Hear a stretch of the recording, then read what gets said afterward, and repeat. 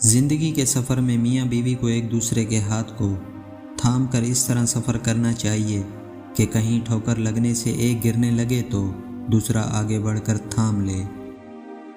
نبی پاک صلی اللہ علیہ وآلہ وسلم نے فرمایا، کوئی بھی شخص اپنی طاقت سے زیادہ مہمان کے لیے تکلیف نہ کرے۔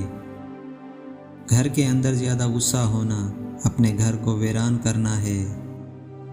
اور ایک بات یاد رکھنا، اگر اپنے راز کو سینے میں رکھو گے تو خود بھی چین سے رہو گے اور تمہارا راز بھی محفوظ رہے گا۔ انسان کی عبادت قبول ہو یا نہ ہو، مگر ندامتیں ضرور قبول ہو جاتی ہیں، اور یہی توبہ کا فلسفہ ہے۔ وہی لوگ تنقید کو برداشت کرتے ہیں جس سچ میں اپنی بہتری چاہتے ہیں۔ پریشانیاں، دکھ، تکلیفیں ہماری زندگی کا حصہ ہیں۔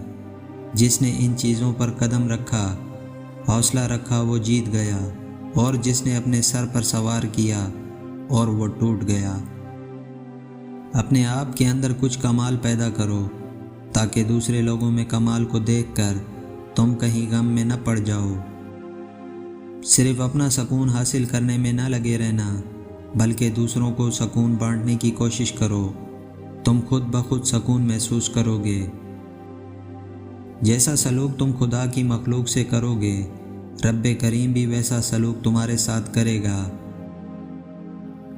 سونے کے پہاڑ دینے کا نام ثقافت نہیں ہے، بلکہ اپنی بھوک رکھ کر کسی دوسرے انسان کی بھوک مٹا دو، اور کسی کی ضرورت کو پورا کرنے کا نام ثقافت ہے۔